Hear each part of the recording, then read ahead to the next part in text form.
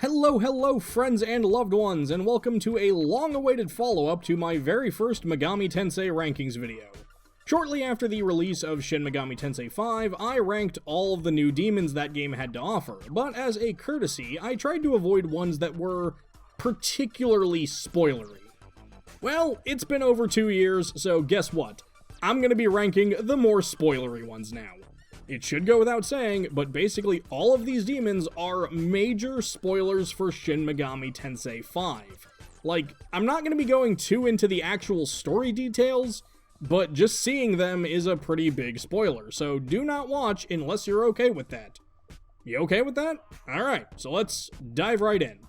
Alright, so the first demon I want to look at is Konu. Yes, I already looked at Konu in the last video, where I gave him a B rank, but specifically this time we're looking at his final form at the end of he and Miyazu's side quest line, where he becomes Konu-Ra, a being with the dual powers of day and night. While many aspects of this design are similar to the original, I will confess I like this one a lot more. I like the color palette more, I love this like Egyptian Falcon meets Cobra Commander mask thing he's got going on.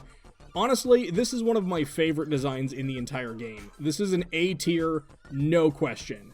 And you better get used to alternate forms of characters I talked about in the last video, because trust me, that is going to be something of a theme here. Next up is Obdil's fallen form, and oh man, this one turned out great. We've seen a few instances in this franchise of angels becoming demons, like how femboy Lucifer became Blucifer, but this transformation was just so deliciously well done and surprising, and I just adore how it came out. The white and gold becoming more black and red, which, as I've said before, is always just a winning color combination, was great. In the last video, I said I respected Obdil's design more than I actually liked it, and I gave it a C, but dang, I do like this one, so I'm gonna bump this up to a B. And then we have Obdil's Nahobino form, or maybe it would be Dazai's Nahobino form, and this one is not as good, I feel. Their combined form turns them into this large-breasted cow demon centaur thing.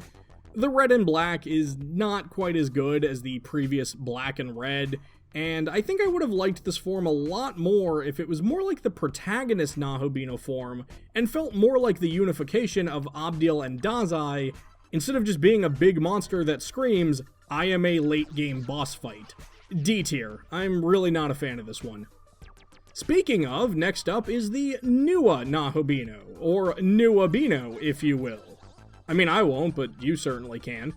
So, this is the fusion of Nua and Yakumo, and while I still would have liked the same thing I said about Obdil's Nahobino form, I do like this one a little better, and it does feel a bit more satisfying to see for these characters.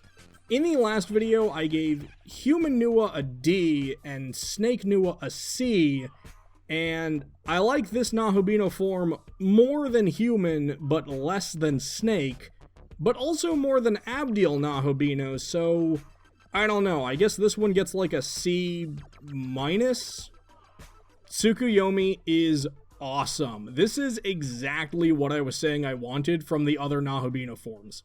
The combination of Koshimizu and Atsuta makes this super cool looking Nahobino form that left a lasting impression, and isn't just my favorite of the 3 opposing Nahobinos you fight in the endgame, but one of my favorite demons in this game, period.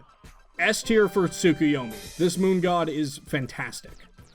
The heroine character is a common theme in Shin Megami Tensei, and for most of this game, I thought Tao was one of the weakest of those characters. But then you get her Panagia form, and alright, this is a little better. While not strictly treated as a Nahobino, this feels like it captures a lot of what I loved with Tsukuyomi and the protagonist themselves. It's a somewhat simple but elegant design with a good color scheme, and I liked having her as a party member, albeit temporarily. Quick note about her compendium entry though, she has cast off her former personality and no longer acts as she once did as a human. Pfft, what personality? Girl was blander than cardboard flavored grits. A tier though, I'll be nice. Toward the end of the game, Tao gets a second form and transforms into the goddess of creation. And then she doesn't really do a whole lot. You don't get her as a party member, and she would have been a much better final boss for the neutral ending, but it's a perfectly okay design, and definitely the best of any character in this game's third form. I'm gonna knock this one down a little bit, but I'm gonna still keep it at a B. Okay, so these arguably aren't demons, but I will quickly talk about Lucifer's balls. The Brimstone Star, the Cocytus Star, and Morning Star are all balls.